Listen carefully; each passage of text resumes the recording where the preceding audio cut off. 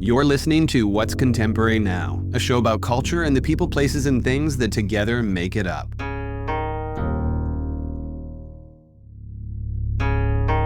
For our first episode of 2026, we're joined by both Hagler and Emil Wilbekin, two men who have made significant impacts in their respective fields and have a wide-ranging set of life stories to share. We explore their respective childhoods, challenges and accolades included, and also talk about the Black queer experience behind Emil's Native Son organization and the impressive traction it's managed to achieve in the first decade of its existence. While one can't deny the unique challenges that come along with growing up being different in more ways than one, a conversation with these two illustrates the inarguable truth, which is that we can't deny the unique power that comes from it either.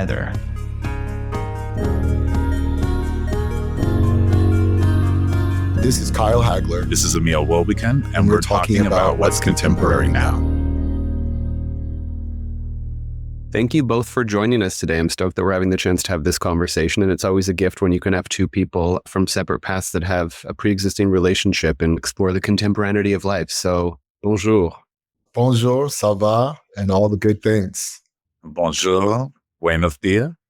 So if either of you have listened to the show, you know we always start at the beginning, not because we're lazy journalists, but because it's more interesting to hear about people's formative years in their own words, right? But given that there are two of you today, it felt like a fun exercise to hone in on three components of your upbringing that you feel were the most formative in shaping you as you are today, or perhaps those were inspirations, but you tell us. Emil, you first. Oh gosh, okay. I guess the most impactful, informative thing about my life is I was given up for adoption when I was born. So being born into this world in the 1967 when, race riots, but also a very kind of renaissance in terms of the summer of love and hippie culture, but also this rise of Black excellence. It was kind of interesting time to be born, but then to be given up for adoption at the same time. So I think about that as a very kind of powerful inflection point of influence in my life.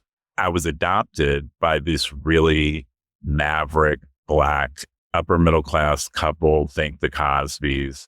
My parents were just super radical, very about culture, art, religion and spirituality, culture, and we're just not your average American parents. For instance, they would take me out of school on Martin Luther King's birthday before it was a holiday. And they would call the school and be like, he's not coming in today because it's Martin Luther King's birthday. My father's from St. Croix, so we would go to St. Croix for the holidays, and they would keep me longer so we could celebrate Carnival and Three Kings and so forth. So I was raised by these really, like I said, radical, kind of Black, cool parents. And their influence, I think, completely shaped and formed how I would see the world. And then on top of that, my mother was like a huge fashion plate. So she worked for the state of Ohio. She was an administrative law judge, but she would go to work in like a red Halston ultra suede wrap dress with a mink coat on her shoulders and big Christian Dior glasses in Ohio. So that also influenced my interest in fashion and style and beauty. So those are, I think, the three things that really have shaped me. They definitely sound formative. Very. And what about you, Kyle? One of the things that really shaped me was being born to a very young mother who was 17 when she had me and going to Catholic school. So she was an unwed mother trying to finish her senior year, at which they tried to expel her from school because she was pregnant. But because she was so far down the line and she was close to graduation and she also had the best grades in the school, she basically challenged the school to say that if she were expelled, their grade point average on average per student would dissipate. And so they should just keep her. She would be quiet about it. And they actually bowed down to her negotiation. And then she graduated, had me, and then we basically had to follow her through her journey to becoming a physician. So I remember being in classes very young in college and also early medical school because she didn't have childcare sometimes. She became a single parent. My father was a bit of a hustler, so to speak, doing kind of the nefarious things in life in his youth, which actually was a benefit to me too, in the sense that he taught me how to be very street smart and aware of my surroundings at all times. My mom, because of her youth, allowed me space to be whoever I wanted to be within reason, but also instilled a lot of love in me. I don't know how she was able to dedicate the time to me, to the pursuit of a medical career and just existing in life all at the same time, but she did. And then the extended family was always there to support and help and give me guidance through a lot of things. Like my grandmother taught me how to read at 2 years old and things like that. So by the time I got to preschool and kindergarten, I was a bit bored because the kids were learning things that I'd learned 3 years, 4 years prior. I think the other thing that was really big for me was that I was raised mostly by women. So I discovered people who happened to be women that were very strong in the world. They were very definitive in their person. They didn't take shit from anybody. And they ran their households, their worlds in a way that was super confident and very considerate of others at the same time. So I think that shaped me in a way to appreciate women on a level that I could have never done had it not been that way. And I think that just my inherent drive to just do what I felt in a moment without thinking too much about things. I made these weird decisions as a young child. Like I decided to audition for a musical group that would travel the world singing. I didn't even know I could sing in the 4th grade, but they came to audition kids that could sing. And I was like, that sounds cool. So I went to audition and ended up getting called back to do it and having to tell my mother that she needed to take me to the final audition. And she was like, you sing? And I'm like, I guess, I don't know. And so I ended up doing that. Going to Morehouse was something that I never planned to do. Actually, I was completely against it, but because I had fun in Atlanta, I decided to go there. And that was a wildly transformative experience. And then jumping into fashion without knowing that there was a real possibility of a solid career, just because it felt good in the moment, was a thing that now has become my total existence for the past 30 years. And I think that's something that's divine. That was just my way of being, just to do things and think about it later. I think those are the 3 pillars of why I've developed into the person I have today. Well, there's this common thread in both of your beginnings where there's a solid reference to strong women, right? And I was watching, I don't know if it was a reel from Michelle Obama's podcast, but it was her speaking on a podcast. And she was talking about how she wished more young people realized they have so much time to do more things today. There's this idea that you have to have it figured out. And I definitely don't think that's new. But one thing I do think is more common today than perhaps ever before is this idea of the professional pivot, right? It's almost as though we're not only afforded the luxury of changing what our life looks like and going through various iterations of it, but also it's encouraged because of the speed with which things are changing. It's almost demanded of you in terms of how it is you'll go about earning money or whatever it is. But what do you guys think about that evolution? Obviously, having lived through a more monolithic period of culture and also having gone through various iterations in your own professional careers. So I saw that clip and the clip really resonated with me. I thought that it was such great advice, particularly when speaking to younger people, but it's something that I'm in the middle of. And it really resonated when I was in Mexico City working on this book project and kind of reflecting on my life, but also thinking, going from editor-in-chief of magazines to chief content officer, all those changes, and then COVID hits, right? And I'm like, okay, now what do I do? Fortunately, I'd already created Native Son, but COVID gave me the opportunity to build Native Son because I didn't have anything else to do in the house. I didn't have a job. And being thrown these kind of curveballs all the time and choosing to go down these paths that I didn't prepare for. So I'm a professor now at FIT. I'm entering my 3rd year teaching, running a nonprofit and building my own business I had never done before. And so I think she's right. You have to be nimble. You have to be adaptable, particularly with the way the world is right now. And particularly coming from media, which the media world that we grew up in and grew up in professionally doesn't exist anymore in the same way. So I think you have to be innovative. You have to be adaptable and you have to be nimble. Well said. Time affords us perspective, right? And so in living life half a century plus, I've come to learn that safety is not in institutions or even other people. Safety is in the knowledge that you have a capability to navigate turbulence always, and that the world is constantly changing.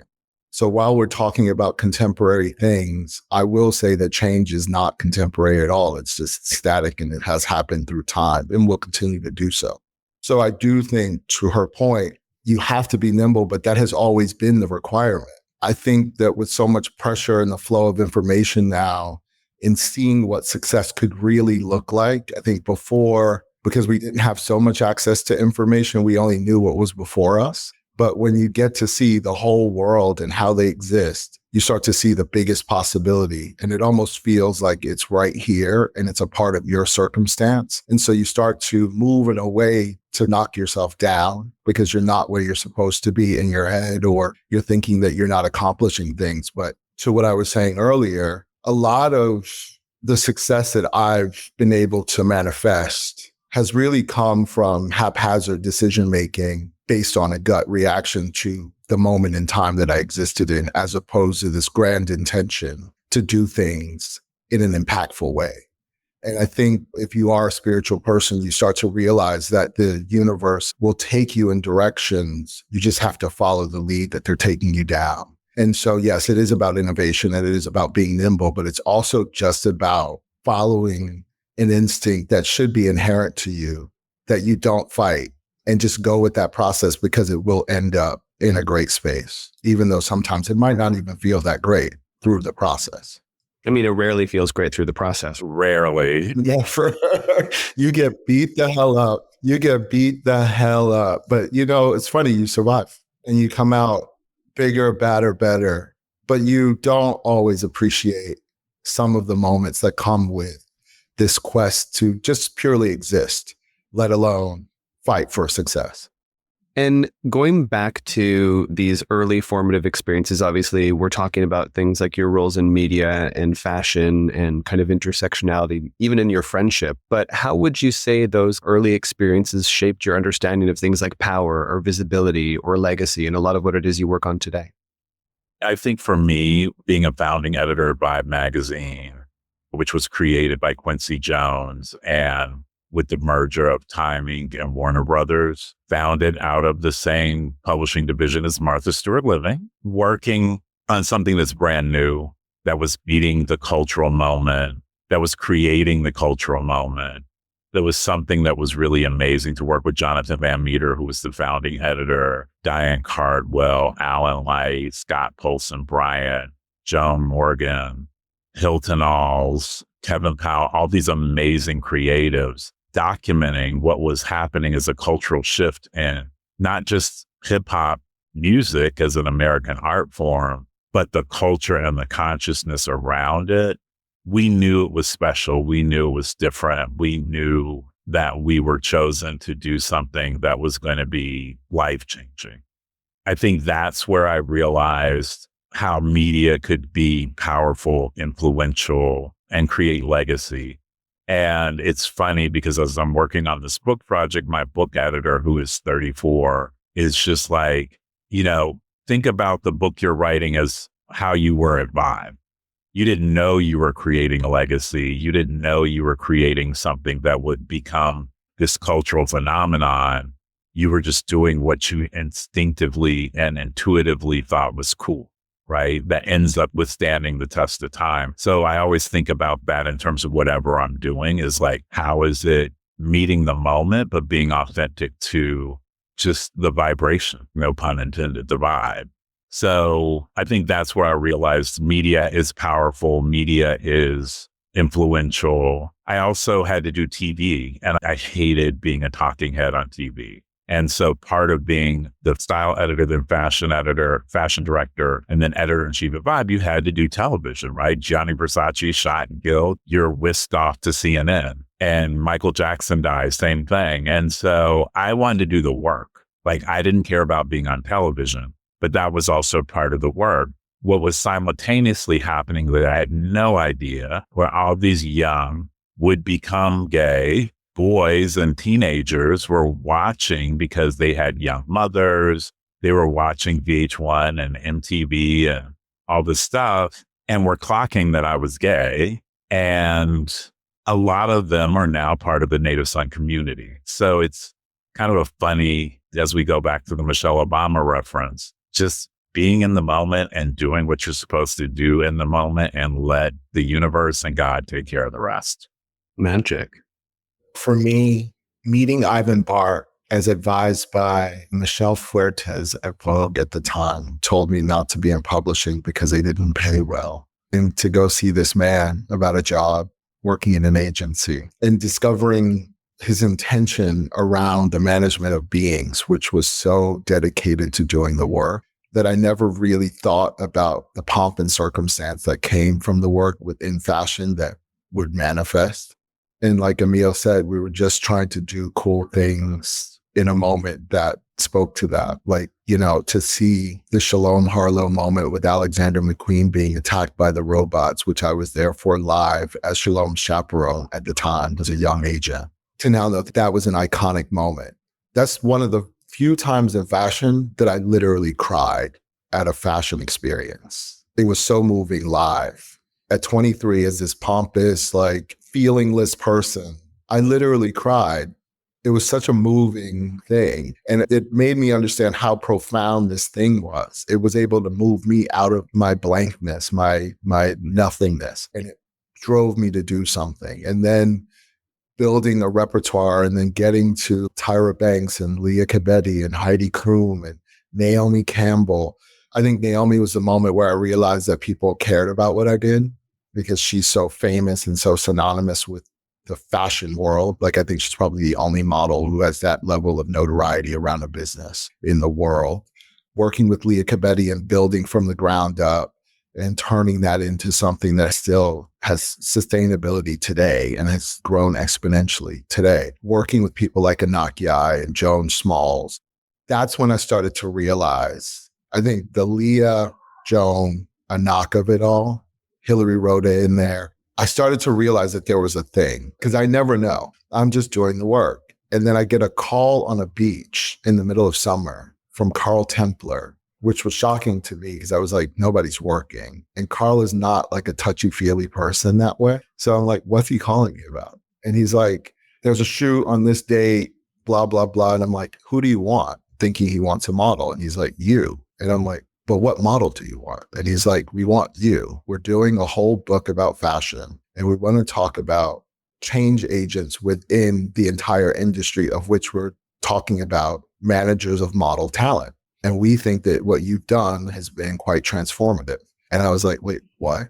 And he's like, Pete, we call you the transformer. And I'm like, wait, what? I had no idea of that being the perception from the external community. But then when I look back at it, there was this thing that happened where there were beings that were deemed commercial as it relates to the high fashion community. And most of the women that I aligned to were those women that then became these massive personalities in the high fashion world. And I didn't realize that I had a language, but that was when I started to realize that. And it just started to make me settle into an understanding and actually marry the responsibility to people in a way that I never had before. And that's the driver today. And I think none of it is considering legacy, because I don't think that legacy is my conversation to be had. I think it's either going to land or not, and I won't be around to know how it works. But I think that it's about operating with the best intentions, working as hard as you possibly can, and living up to everything you say you stand for every day that you present yourself. And that's it. Talk about goals. Well, let's talk about change agents, because the genesis of Native Son, we've touched upon it a few times, but let's start at its beginning. How did that come about?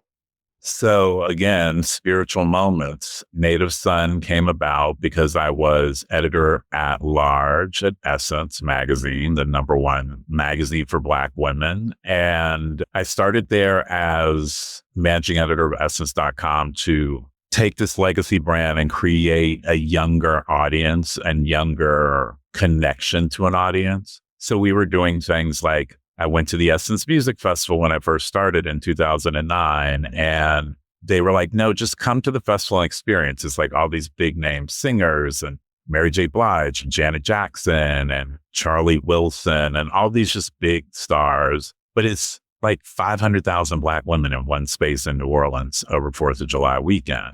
So I love to work, and I was like, just going to see the lay of the land and learn was great. But I was like, there's this platform called Twitter, and Black women over index on Twitter, and y'all don't have a Twitter account. And so I set up a Twitter account for Essence that weekend and just started doing video clips, interviewing people, taking street style pictures, so forth. I redesigned the website, I think 3 times while I was there, created a Black women's hair app, and it was great. But it was the velocity of digital media. And then at some point they realized, because when I was at Vibe, I was also the new talent editor, that I had a lot of relationships with talent. You've worn a lot of hats, I'm getting. I've worn a lot of hats. Yeah. Part West Indian, 10 jobs. Yeah. So basically I become editor at large. I'm managing the covers, booking all the covers, managing the talent across the brand from social, digital, print, and live events. And I start realizing I'm not happy anymore. Like, the experience was great. The job was great. I was making a ton of money, traveling all over in LA at least once a month, shooting covers. And I just was like, I want more, and I want to create my own platform of some sort. I couldn't figure out what that was. And then when Time Inc. and Warner Brothers separated, I was laid off with 700 people in one day. I'd never been fired, never been laid off, was really freaked out, called Barbara Bizu, my vision coach, and was like, oh my God, I got let go. And she said, congratulations, the universe gave you what you asked for. And from that moment on, I was good. And so I had an ex who lived in India. He's Indian American. He had been there for several years and started his own home furnishing store and special events and weddings and all this and that. So he said, come visit me. You never have time to come visit. I went for 4 weeks. I stayed for 6. While I was there, I went by myself to Kerala to an Ayurvedic retreat. You have to fast. You eat based on your dosha, earth, wind, and fire. You do all these different massages and treatments for draining your lymphatic system. You do meditation, you do yoga, and there's barely Wi-Fi. So one morning I'm journaling. Fishermen are down on the beach pulling in their nets from fishing the night before, and they're singing. And literally this voice pops into my head and is like, Black gay men. And I'm like, wait, what? And so I'm journaling. So I just keep going. I'm like, just journal. What does that mean? And I thought about being editor-in-chief of Vibe and being the first Black gay openly editor-in-chief of a major magazine that won the National Magazine Award, and what privilege I sat in. And for the generations before me who didn't make it through the AIDS crisis, or who didn't have the privilege to live and be out and proud about their sexual identity and orientation. And I was like, I got to do something to give back. I came back home and I was so excited because I had my aha moment, my eat, pray, love moment worked. My family was like, you've been talking about this. But it's weird. Like, I hadn't really focused it. Like, all my friends, my family, everybody was like, you've been talking about this. And so started thinking about what does that look like? Did a listening tour over the summer with friends who I knew, people that I didn't know, who I thought were really cool. What was their experience as a Black gay man? Were they out at work? Were they HIV positive? Did they want to have kids? Did they have partners? How were their families around their coming out? All these different things. So there were a lot of commonalities and a lot of differences. And then I thought, okay, what do I call this thing? And I looked up on my bookshelf and I saw Notes of a Native Son by James Baldwin. And I was like, hey, media and marketing, Native Son is a excellent name for whatever it's going to be. And then I started doing research. And in my research, it was hard because of the AIDS crisis. We lost so many people. But the biggest thing that I noticed is there weren't a lot of visuals. There were a lot of books. There were a lot of articles. There weren't a lot of photos or portraits of the men who had died. There were also a lot of men that no one's ever heard of who had done all this really incredible work, who had never really gotten credit for being the original influencers or creating the careers of these big stars or dressing them. So I think about people like George Faison, who won the Tony Award in 1976, Best Choreography for The Wiz. Most people don't know who George Faison is. Bayard Rustin. Bayard Rustin was the architect of the March on Washington, was Martin Luther King's influencer and advisor, and is the one who he was Quaker. So he really infused Martin Luther King Jr. with the nonviolent approach to the civil rights movement. So there are these men who have big, formidable, iconic, legendary architects of our culture, our politics, the way we live and breathe, who no one knew about.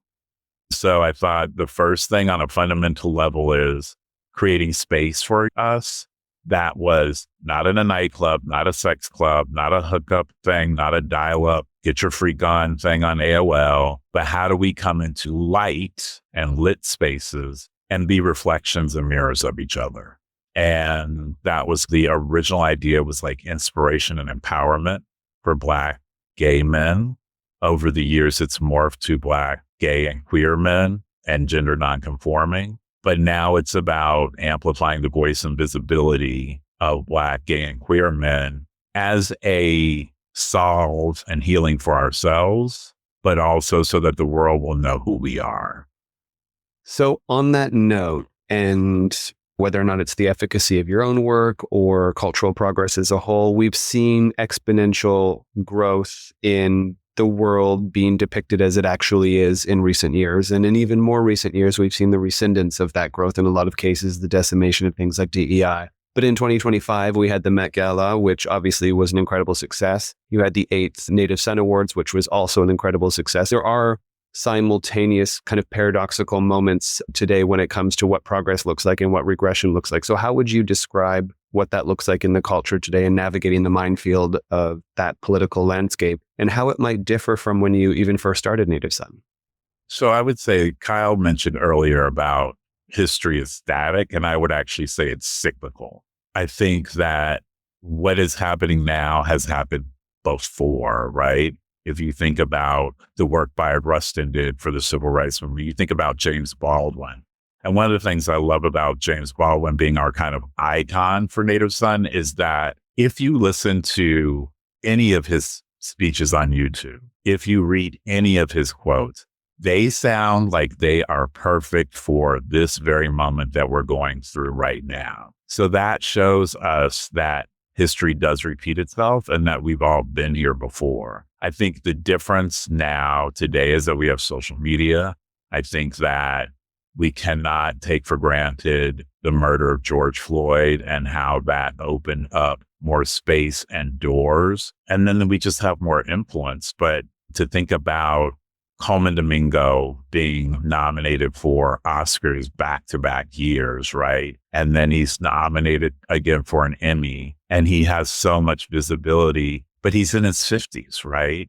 Then simultaneously, you have Tramel Tilford, right, who is on Severance. You also have Brandon Jacob Jenkins winning the Pulitzer for Purpose on Broadway, which also won the Tony. So there is much more visibility. You think about the civil rights movement, the Harlem Renaissance, even the gay movement. There's always setbacks and there's always moving forward. And I think when there's more darkness and more opposition and marginalization, there's more pushback, right? And we've seen that culturally. I'm going to speak through the lens of Black gay men specifically. We see it over and over again.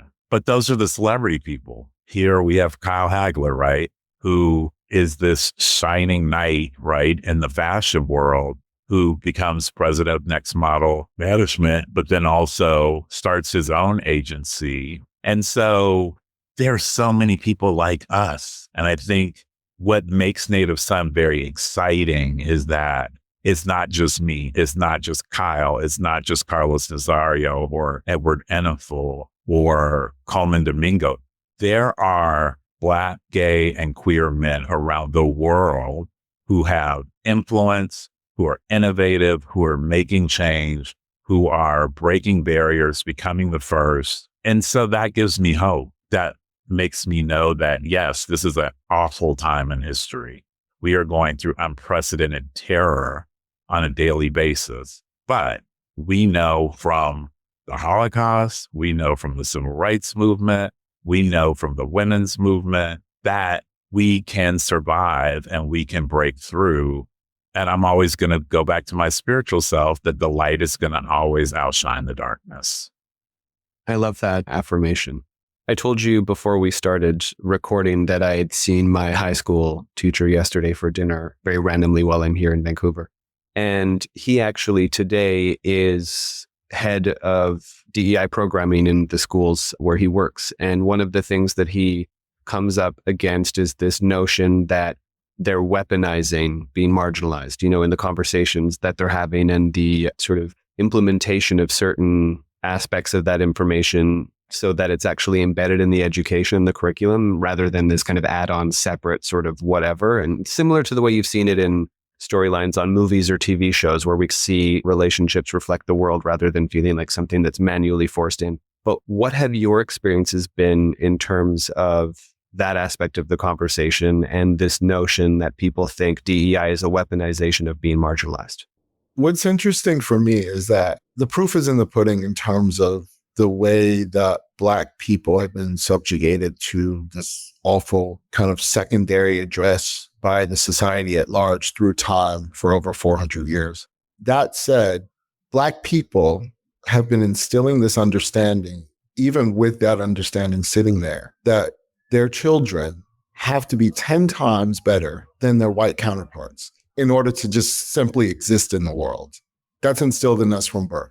And I think most Black households say that through time. And that's not asking for any kind of concessions or anything. It's just saying this is what it is and this is how you survive. Now, to speak to that, not everybody is going to take the responsibility of being 10 times better, 20 times better, just to solely exist as a thing. And there has to be some consideration for the experience of the peoples through time that accounts for those who are not able to live up to that expectation. I personally have never had issue with it, but I also know people, lots of people who do. And I don't think that should be something that should be inherent in their existence. Yes, I did it to survive. Yes, Emil does it to survive, but I don't think that that's a way through time. And so therefore, there do need to be these considerations for the free labor that built a nation that now controls a world. There needs to be some sort of reparation for the lives lost, the people raped, the families changed forever. That is a conversation that has to happen. And it's not weaponizing anything. It's just actually having a conversation around something that we never really talked about in a substantive way. And at the same time, it's not to negate the possibility of the other. It's just to say there has been a loss of traction. I feel like life is a big negotiation. And if you have nothing to negotiate with, you have no way of moving through the world. So as a slave, when you have everything taken away from you, language, education, understanding, socialization, your whole being has been challenged to the point where you feel like you're nothing. You're treated like an animal. And even coming out of it, you can't read, you can't write, you have no money, you have no goods, you have no land, you have nothing to negotiate with. It's a setup. And honestly, there's no real bootstrap understanding. Anybody who tells you that, and that's usually the other side saying, we pulled ourselves up from our bootstraps and we made it happen. You were socialized though. You had language. You could write. Somebody taught you. That wasn't you by yourself. You didn't come out of the womb with understanding abundant. You had to depend on someone else to carry you through a developmental process to take you to a place where you could actually negotiate. So what happens to a people when they have nothing to negotiate with, when life is only a negotiation? They die.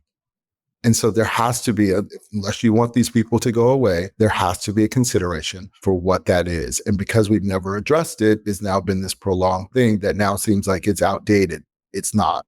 You see it through the world. It's necessary. And that's where we are.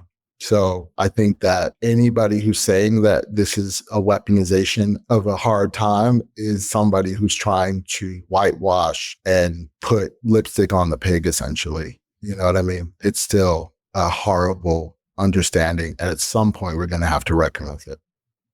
Kyle, you manage talent, and obviously you're a part of conversations that are the early manifestations of what culture's kind of position is on things like diversity, right? You're speaking to creatives, casting, and seeing things before they come out into the world for the general consumer. Have you seen significant shifts or changes in what those conversations look like today in comparison to, say, even 2 years ago?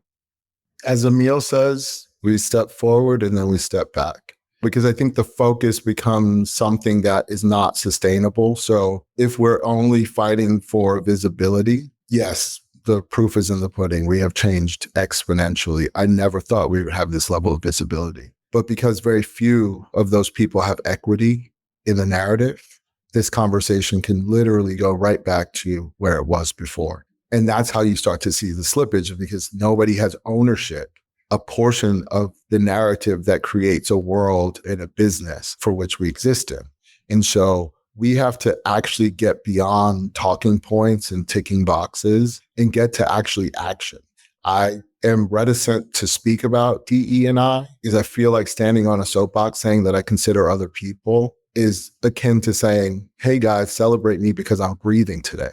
You know what I mean? It's something that should be so normal that it's not worthy of celebration.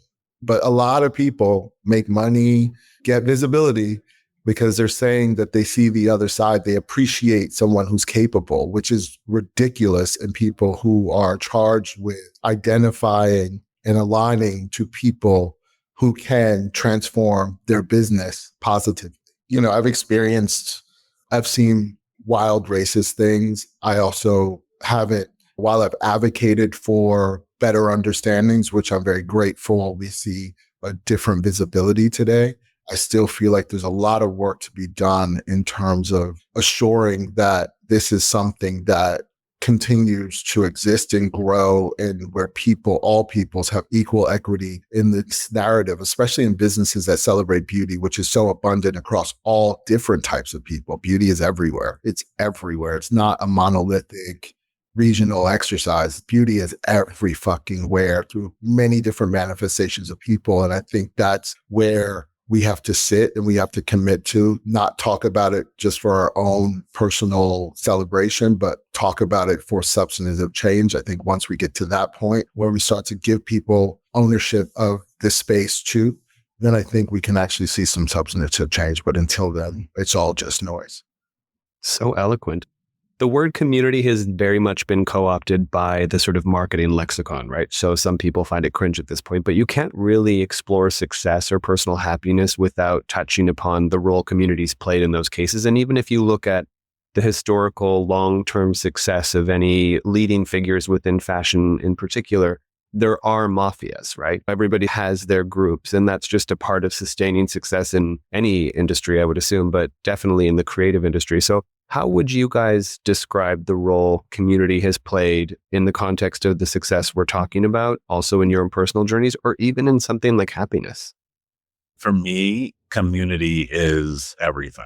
When I teach at FIT, the first day of class, I encourage my students to lean into their intersectionality.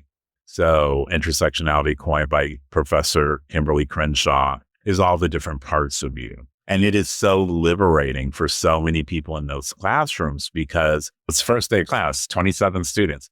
I don't know who's what, where they're from, their religious background, their racial background, their sexual identity, and it is mind-blowing.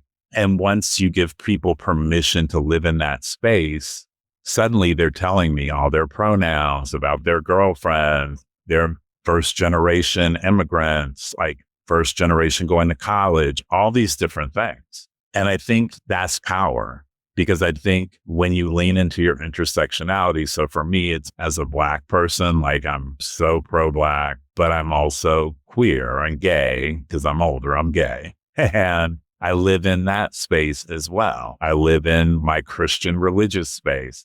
And I think I find community in all those spaces, right? Being a professor has also exposed me to younger generations. So I get to engage in these very wonderful intergenerational conversations. That becomes the academic space and a different community. So leaning into all these different spaces, a space as a journalist, right? A content creator, I find community. In those communities, all of those communities, I find support. And if you're lucky, it's not just everyone's on the same page.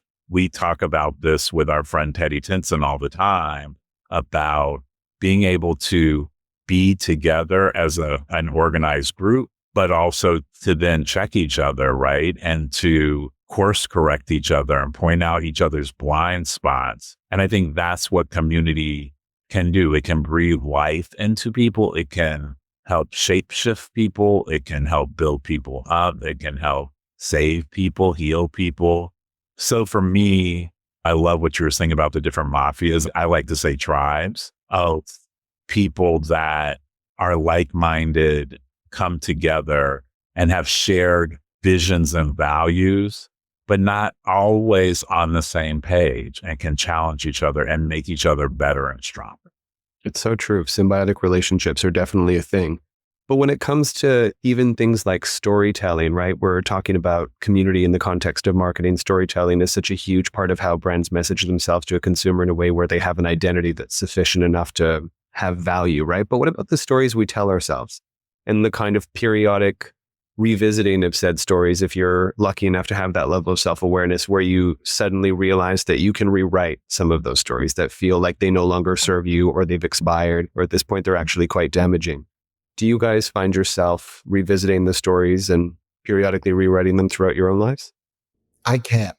With a good conscience, I can't rewrite the story. You cannot appreciate what turbulence does in terms of transformation, making you better. And so that you have to admit and speak to it, because I do feel that turbulence is just as good as success. Failure is just as good as success. It tells you where you are. And so if you find them of equal value, there's no need to rewrite the story, because the story was supposed to unfold as it did. And that will tell other people about how the process really works. I think we lie to a lot of people and they say, you tell people, dream big, work hard, and you'll be successful. We forget to tell them that people don't call them back. We forget to tell them that people try to make them feel bad about themselves. We forget to tell them that they get fired. We forget to tell them that beyond failure is a big success. Most people think once you fail, you're done. But I think success is this weird, maybe stupidity, where you repeatedly pursue something, even though you fall down on your face, but you get back up and you say, you know what, maybe I can do it this time. And I think that's what people need to hear. It's so bad for people to kind of make the story pretty, because it's not pretty. Life is a fight, and it's a beautiful, amazing fight, but it is such a fight. And I think when we say and present these things as like, Kyle's not from East Orange, New Jersey. He's from a like special, well-to-do place. That's not real. He always grew up around fashion, like people taught him and everything. No, I had to find it. Emil Wilbekin was adopted, like from birth. That's a real story. To tell a different story of just the upper middle class upbringing and where that was, you don't understand who this man is, who's so profound and so powerful. So I think I understand that we all want to run away from what is not necessarily comfortable to deal with. But I've come to understand that feeling the feelings, and I'm going to sound like my therapist now, and facing the hard truths is actually where you find the biggest freedom. I think that's beautiful advice. And I'm not talking about revisionist history as much as the stories we tell ourselves in terms of whether or not that's, let's go back to what you were saying about having lost a big job ahead of ending up in a far better place. In that particular moment, the story you could be telling yourself was that you fucked up somewhere, or you had some epic failure that was irreversible, or you were no longer relevant, or whatever story might have trickled down based on that experience. And in the case you sat in that too long, that could go on to calcify as a part of your identity and ultimately impact your life. So those are the types of stories that kind of trickle into our identity, which ultimately informs our lens and subsequently our actions and ultimately the life we end up with. Have you found yourself, because you've both had such rich trajectories in terms of your experiences, whether or not that's professional or personal or the cultural sort of references that we're also unpacking, surely there have been moments, because I think it applies to any of us, where you have to sit down and become aware of those underlying stories that might be on repeat and not necessarily serving the end goal of where it is we want to go in our lives.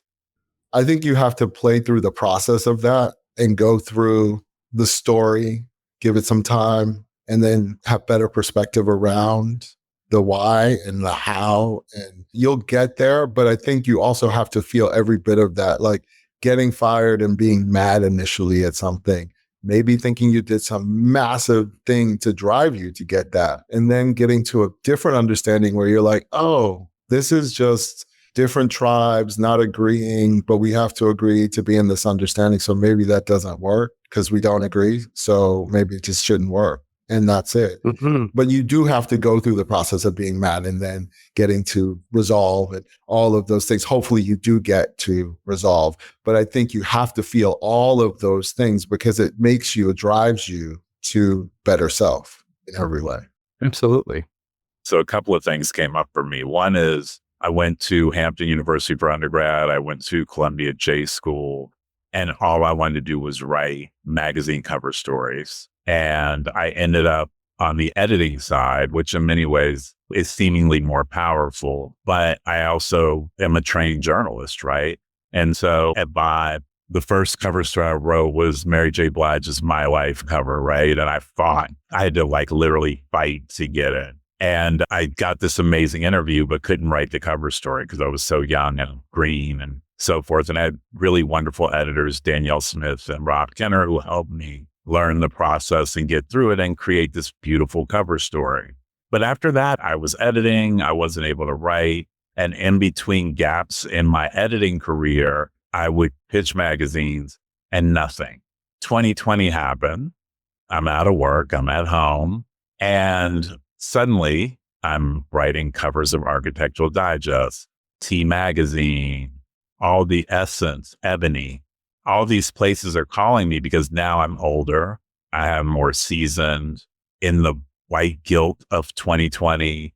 There was this, let's find all the Black writers who can write to tell these stories, right? I got to write this beautiful cover story of Taraji P. Henson for Town and Country. And so it was crazy. I was like, wow, I had to wait till in my 50s to be able to become the magazine cover writer that I wanted to become. And so I say all that to say, I think we have to allow ourselves, I would say, evolution. While we may have sordid histories and past and failures and things like that, timing is kind of everything. And when does the season meet the moment? Coming literally off the heels of being by myself in Mexico City for 20 days, working on this book project, a lot of shadows come up, a lot of questioning about certain things. Kyle's one of my best friends, and my manager. So he gets to hear the work part, and then he gets to hear me complaining about what is literally body dysmorphia, like crazy conversations and things that I'm having with myself. It's constant. And then to bring it back to the spiritual part, my pastor was preaching on Sunday about asking God to heal your stories. So how do you heal your old stories that you're holding on to, that are wounds, that are trauma, that can be holding you back, and owning them, forgiving yourself for them, and moving on? And I think that's the way we should be looking at things, because to Kyle's point, like, our lives are not perfect and they're messy, and there's fits and starts, potholes and deaths and resurrections, and we have to live in all of that. And instead of trying to become something, just be who we are. Wow. That line right there, that hit. That's pretty incredible. I feel like so much of the work that you guys are doing on yourselves directly correlates to what's done with Native Son, and what, you're 2 years short of a decade. How do you see that evolution, or rather, how do you hope to see its evolution in terms of impact and, again, legacy? First of all, I can't believe it's 9 years of the organization, and it'll be 10 years next year. And they say it takes 10 years to build a business, right? And to survive. So I'm really grateful for that. I think about the original ideas. I sent Kyle something that I wrote up in 2018 that we're probably going to just start next year. And it's amazing to me to have all those dreams. So for me, it's really making Native Son a media platform that is storytelling platform and can tell all these amazing stories of Black, gay, queer, and gender nonconforming men, their experiences, their lives, their traumas, their loves, their losses, and then really leaning into community and focusing on the pain points that I see because I engage with everyone on social media daily. And that is around mental health and wellness. That is around HIV. According to the CDC, 1 in 2 Black men who have sex with men will contract HIV in their lifetimes. Even today? Even today. How is that possible with things like PrEP? Because it's about accessibility. It's about education. If I live down south, do I have access to PrEP? If there's only one community center in my town and my aunt's best friend works at the clinic, am I going to go in and say, hey, I need PrEP? It's like kind of an identifier, right? So there's a lot of issues around that. And then the numbers, it's not just Black men who have sex with men. It's Black women, the numbers are on the rise. Black trans folks, the numbers are on the rise. So this is part of the imbalance of health equity in this country and accessibility. So that's something we need to lean into and advocate for and support.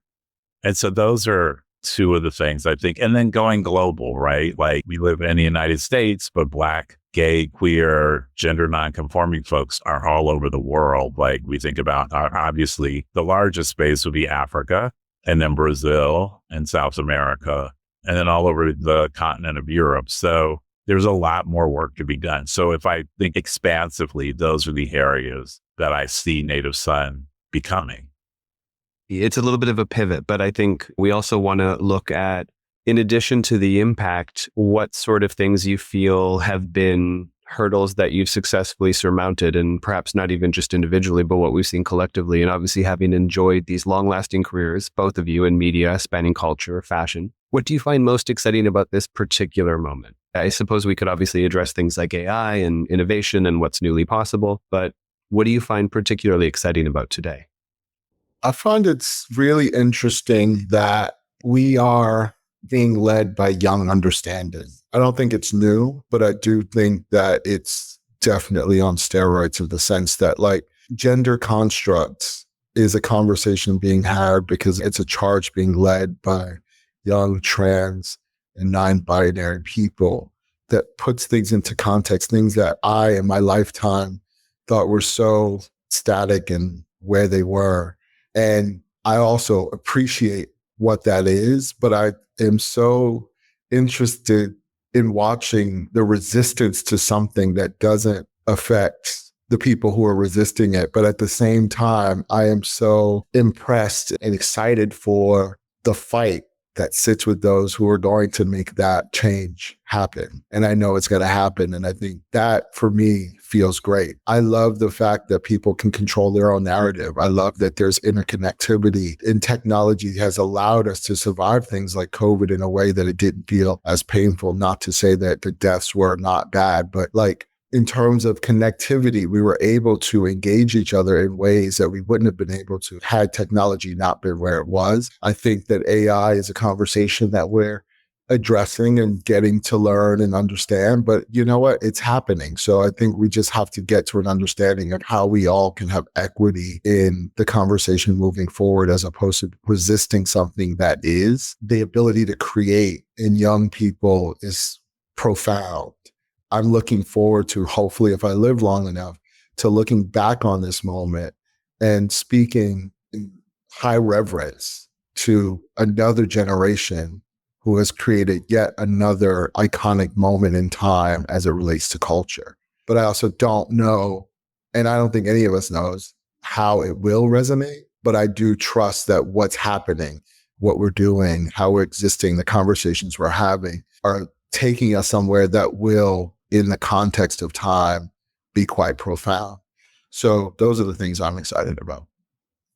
In agreement with most of what Kyle said. I think for me, I think these conversations like this are just very powerful. And I think we have more technology and innovative platforms to be able to do this, right? To be in 3 different places and have this very profound engagement. So I love that. I love the pushback around identity and people kind of self-identifying who they are in all these fractured intersections of themselves and fighting for it, right? Standing up even in this pushback of power, it's like people are still pushing ahead, right? If 100,000 trans folks can march together over the weekend, that gives me hope. And so I think that's really important. The other thing I think is like what's happening in the art world right now. I think we're seeing so many new voices and visions of art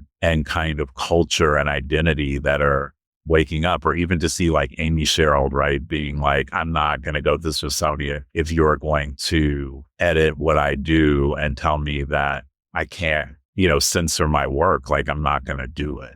So I think there's so much power in art and how it speaks to the times that we live in, but also become a pathway to new ideas, new reflections, new ways of being. Those are the things I would add that I'm impressed with right now.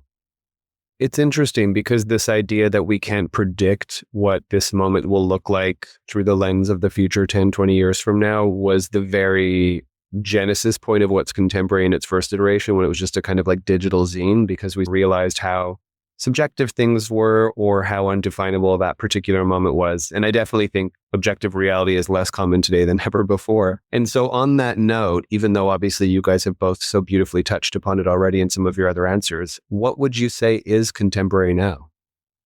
I would say just being, existing, and being authentic and fearless in that being. So it's not about being perfect. It's not about having things fully formed or baked, but it is having a vision and idea and breathing life into it. And I think we live in that space. Like, I was reading something the other day that was like, and Just Like That is the most awful show in television history, but we all watch it and talk about it. And I think there's something there that's really compelling, because we are leaning on the old Sex and the City model, but they were trying to modernize it. And as much as we don't like it, it is our reality, and it is something that is resonating with people. And I think that is contemporary, right? That it doesn't have to be linear, that it doesn't have to be monolithic. It can be nuanced. And I think that's super contemporary. I love that. What about you, Kyle? I think what's contemporary now is reckoning with constructs in a way that allows for individual definition while having community in the best way. I think that global connectivity has allowed expansive thought, even though there's resistance to that. I think to see is to know. And I think it puts us in a space where you start to have greater creativity. You start to take a stance on what you know definitively. I think that's incredible. I think self-actualization on steroids, because you have the power of touching publics, is so contemporary. Those are the things that I'm really paying attention to. Thank you both for taking this time. It was an absolute pleasure, and I could have gone on a great deal longer, but I suppose we have to bear in mind attention spans. Thank you, Christopher. That's contemporary. This was great. Exactly. Thanks for tuning in to this episode of What's Contemporary Now. A special thanks to our producer, Sasha Grindblatt. Audio post-production by Chase Coughlin, with original theme music by Joseph Topmiller and Chase Coughlin of The Black Soft. And visual design by Aaron Meager and Graham Prentice. Subscribe now to be the first to catch new episodes each week. And if you've enjoyed listening, we'd love to hear from you. Leave us a review and let us know your thoughts. Your feedback helps us improve and reach more listeners like you. Follow us on Instagram and LinkedIn for additional content and join the conversation. Let us know what you think is contemporary now.